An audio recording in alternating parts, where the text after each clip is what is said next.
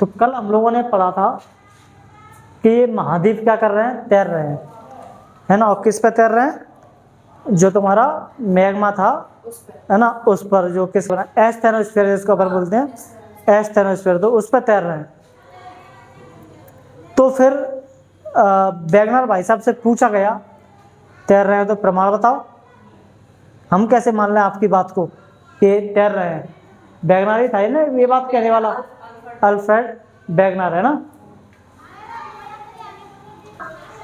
तो Alfred Wegener से जब लोगों ने सबूत मांगे कि भैया कुछ सबूत तो दे दो, हम कैसे माने आपकी बात को, तो अल्फ्रेड वैगनर ने ये 5 सबूत क्या किए थे, दिए थे, है ना। किसके बारे में?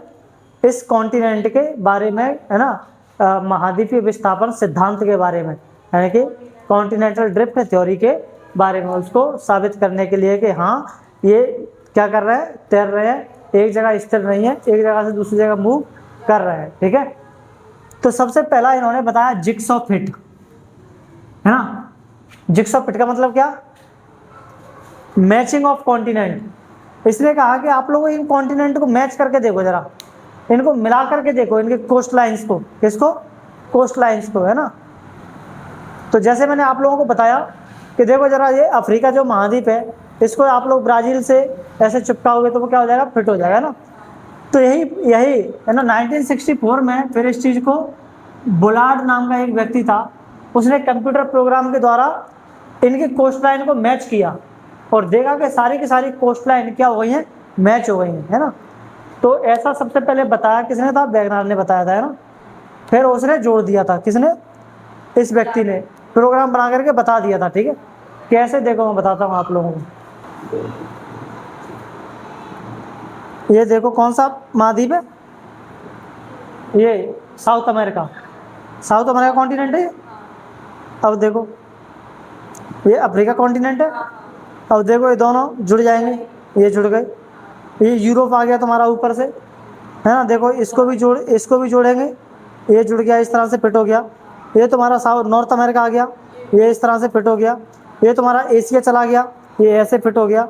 ये तुम्हारा अंटार्कटिका है नीचे, ये तुम्हारा ऑस्ट्रेलिया है, देखो ये आ गया, है। इस तरह से सारे के सारे कॉन्टिनेंट ये क्या हो गए हैं, तुम्हारे जुड़ गए हैं। और इस तरह से उसने एक मैप बना करके क्या किया था, तैयार किया था, किसने? बुलार्ड ने, कंप्यूटर प्रोग्राम की मदद से, है ना। तो एक तो थ्योरी ये थी, ठीक है। और दूसरी थ्योरी थी कौन सी? दूसरा था तुम्हारा ये rocks of same age across oceans, है ना। ये देखो, ये है तुम्हारा वर्ल्ड मैप, है ना, वर्ल्ड मैप है। तो इस rocks of same age across में क्या बताया गया? ये बताया गया, हम लोगों ने अभी जिग्सॉ फिट में देखा, ये अफ्रीका कॉन्टिनेंट से जुड़ा हुआ है, यानी कि सारे के सारे महाद्वीप आपस में जुड़े हुए हैं। अगर जुड़े हुए थे तो यहाँ पे जो मिट्टी मिल रही है या रॉक्स, यहाँ पे जो रॉक मिल रही हैं, क्या वैसी रॉक्स इधर भी होनी चाहिए? होनी चाहिए, क्योंकि वो है तो एक ही टुकड़ा, एक ही जगह का, टूट करके अलग हो गए। तो जब ऐसा रेडियो एक्टिविटी से पता किया, है ना, जांच करके देखा, तो यहाँ पर जो रॉक मिली वही रॉक सेम यहाँ पर मिली, यहाँ पर जो रॉक्स मिली वही रॉक सेम इधर मिली, है ना। सेम टू सेम रॉक्स मिली। इससे पता चल जाता है कि ये महाद्वीप आपस में पहले जुड़े हुए रहे होंगे, है ना। तो एक चीज ये थी, 200 करोड़ वर्ष पुरानी चट्टानें थी, है ना। यहाँ की चट्टानों की आयु पता किया गया तो ये भी 200 करोड़ पुरानी थी, यहाँ पर पता किया गया तो ये भी कितनी थी? 200 करोड़ पुरानी ही थी, ठीक है। जूरासिक काल की, कब की?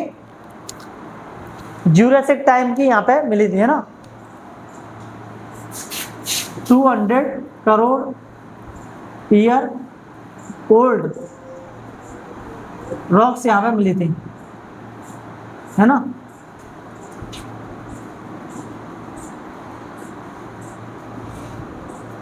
ऐसे लिख लेना, found 200 crore year old rocks Atlantic coast line, है ना, अटलांटिक कोस्ट लाइन, ठीक है, ज्यूरासिक टाइम की।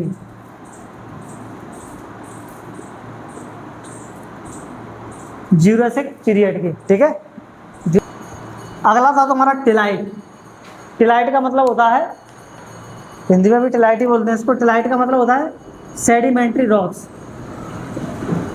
सेडिमेंट्री रॉक्स, है ना। टिलाइट का वो सेडिमेंट्री रॉक्स होती हैं जो ग्लेशियर डिपोजिशन के जमाव से बनती हैं, है ना, बर्फ के जमने से बनती है, उनको अपन क्या बोलते हैं, टिलाइट बोलते हैं, सेडिमेंट्री रॉक्स बोलते हैं, ठीक है। ये रॉक्स देखी गई, ये रॉक्स हमारी इंडिया में भी मिल रही हैं, ये रॉक्स तुम्हारी मेडागास्कर में भी मिल रही हैं, ये रॉक्स तुम्हारी और कहाँ पर मिल रही हैं, फॉकलैंड द्वीप में भी मिल रही है ना, और तुम्हारी अफ्रीका में भी मिल रही है, अंटार्कटिका और ऑस्ट्रेलिया में भी मिल रही है। यानी कि सेम टू सेम ये टिलाइट तुम्हें कहाँ कहाँ पर मिले, इंडिया, अफ्रीका, अटलांटिक नहीं, अंटार्कटिका लिखना है, हाँ, Antarctic, Madagascar, Falkland island,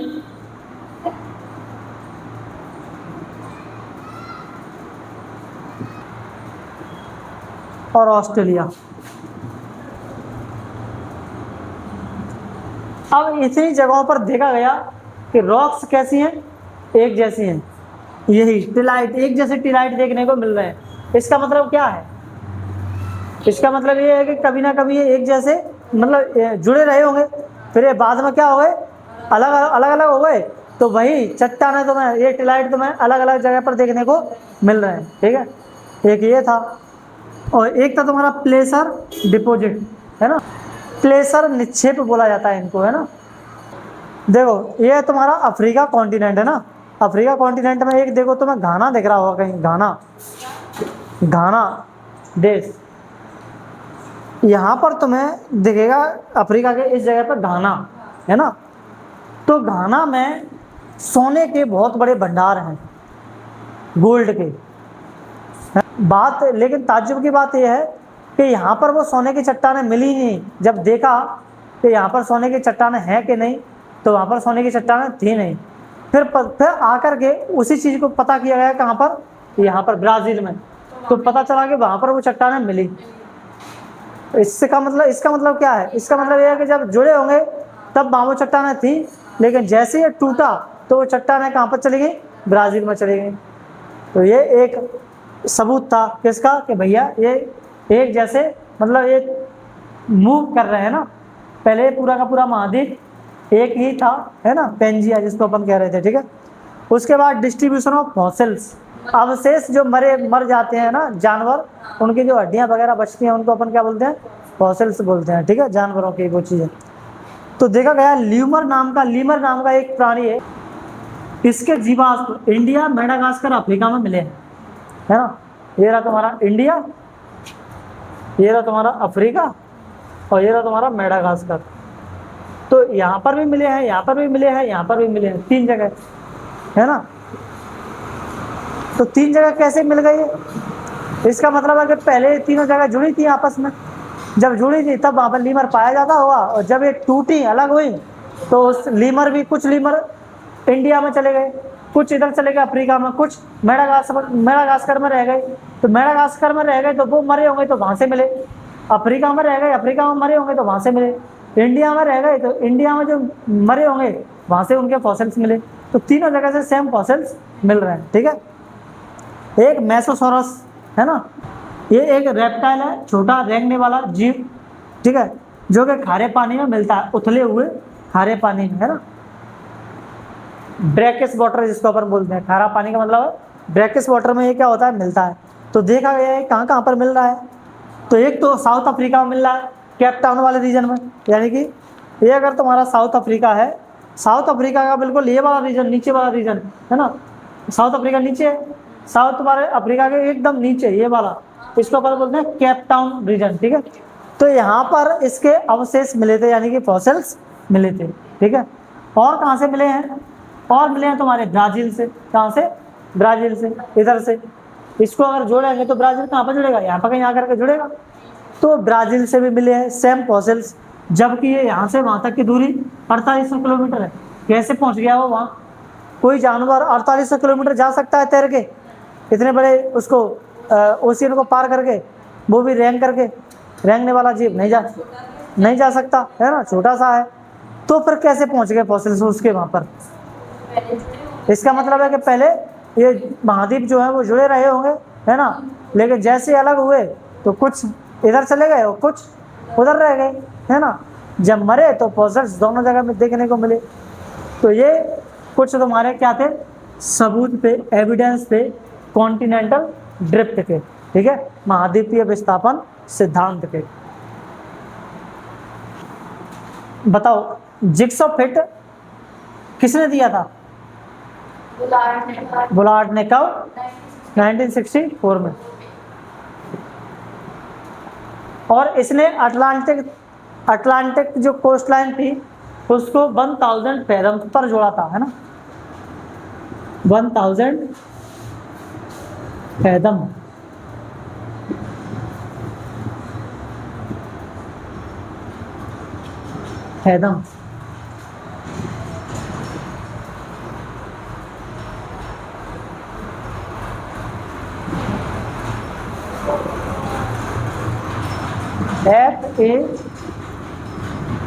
FATHOM ऐसे लिखा है फैथम।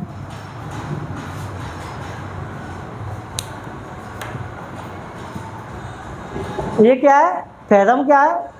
डेप्थ को मेजर करने की यूनिट है। जैसे मीटर सेंटीमीटर होती है, वैसे क्या होता है? फैथम होता है, ठीक है। तो मतलब ये जो कोस्ट लाइन थी, कोस्ट लाइन को इसने 1000 फैथम तक क्या किया था? मेजर किया था, है ना। अगला क्वेश्चन बताओ।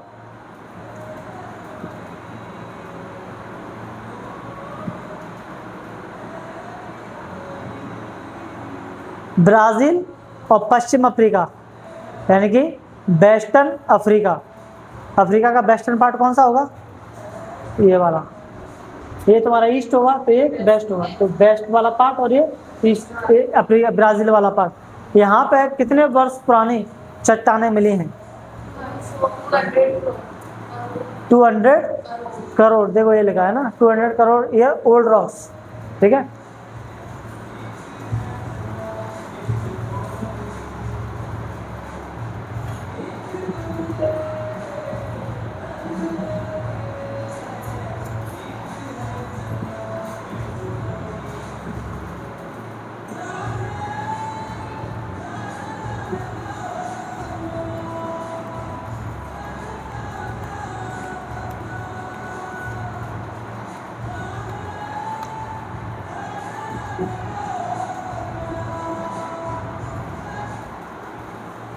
एक क्वेश्चन लिख के लिखना, ठीक है, आंसर मैं भूल रहा हूँ।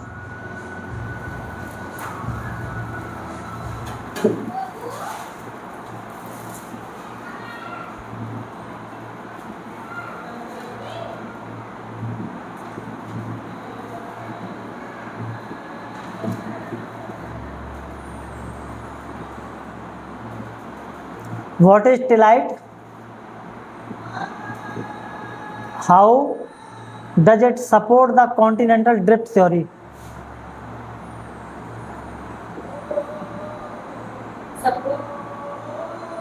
Support the continental drift theory.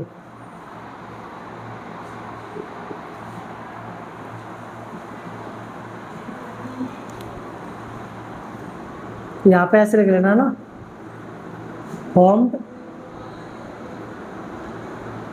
through glacial deposit. तो इसकी डेफिनेशन ही बन जाएगी ये पूरी, है ना। तो टिलाइट का है, tillite is the sedimentary rocks formed through glacial deposits.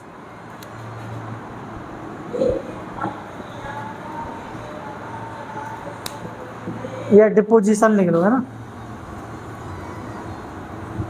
Glacial deposition.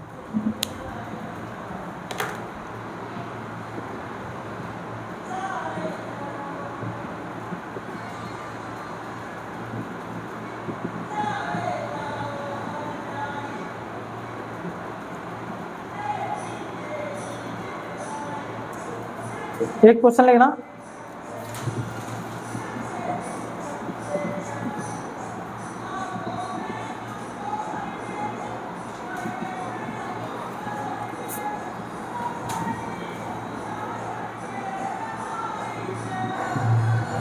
explain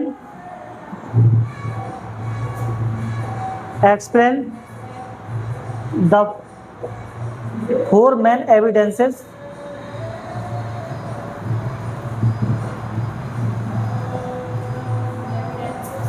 in support of continental drift.